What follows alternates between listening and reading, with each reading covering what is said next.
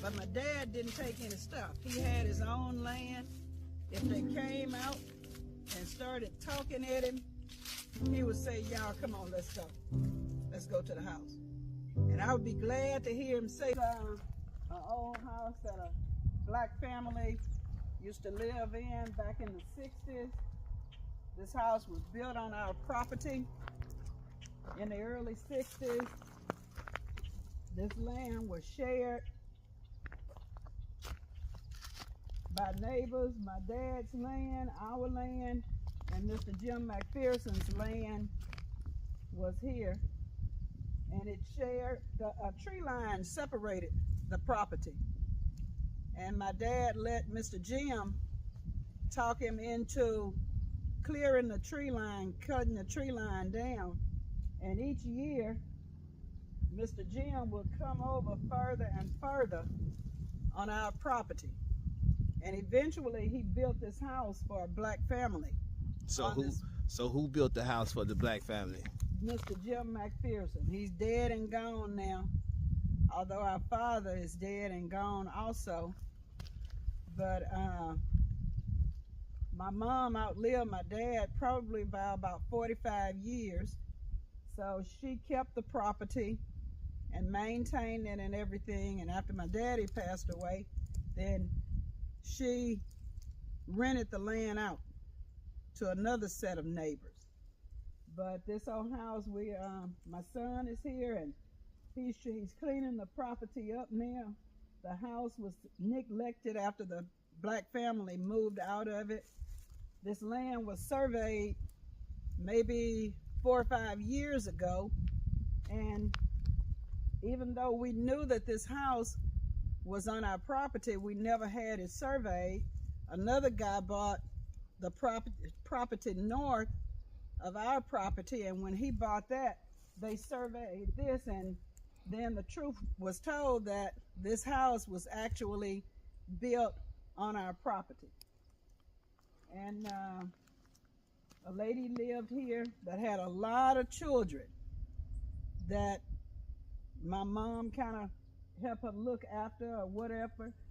She stayed gone all the time, and they ended up taking her kids from her a couple of times, and this house holds a lot of history. And my mom and dad own 40 acres, and this is the property here that my mom and dad own. My son often wondered, how did my daddy acquire this land? My dad bought this land back in the 40s, the early 40s, and he was a military man. So I didn't know the people. I wasn't born back at that time. I didn't know the people that he bought this land from. I never really heard them discuss who they bought this land from. But when you look at the deed, it gives you the name of the people that they bought this land from. 40 acres back in the day cost roughly around $2,000, which the value of land now is $4,000 and $5,000 an acre. So we worked a many day on this land. My mom, my dad, it was a lot of us sisters and brothers, then nieces and nephews, my mom's grandkids. We worked hard on this land, picking cotton, chopping cotton, raising gardens, peanuts, sweet potatoes, sugar cane.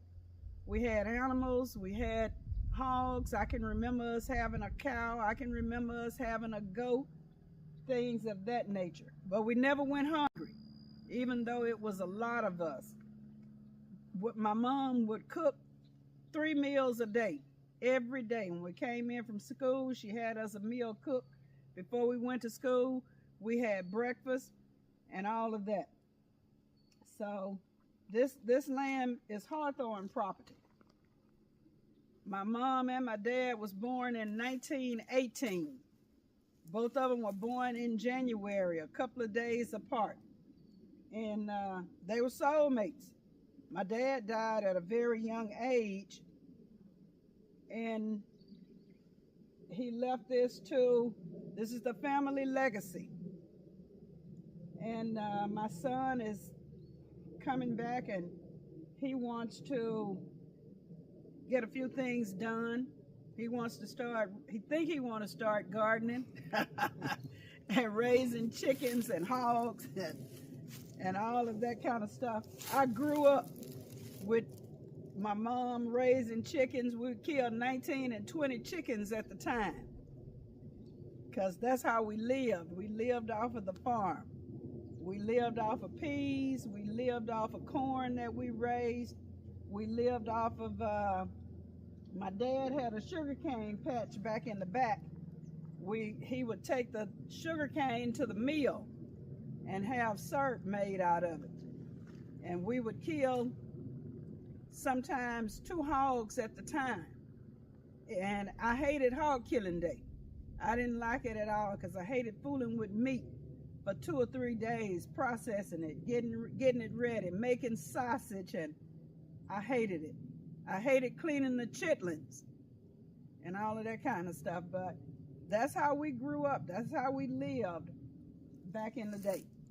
So did you actually got out here yourself along with your sisters and brothers and actually farm this land? Well, I can remember we would walk this property and put out fertilizer with buckets. Walk up and down the field throwing out fertilizer with our hands to fertilize the cotton. So yes, I worked with my mom, my dad, my sisters, my brothers. I never could pick cotton. I hated picking cotton, because I would get a whooping every day about picking cotton. I could only pick about 25 or 30 pounds of cotton. Now, when you say picking cotton, a lot of people out there don't understand what you truly mean about picking cotton. Explain to them exactly what you mean when you say picking cotton. Well, we grew cotton, and all of us would miss like a whole week out of school. Probably somewhere around October, 1st of November, we'd miss that whole week out of school to get the cotton crop.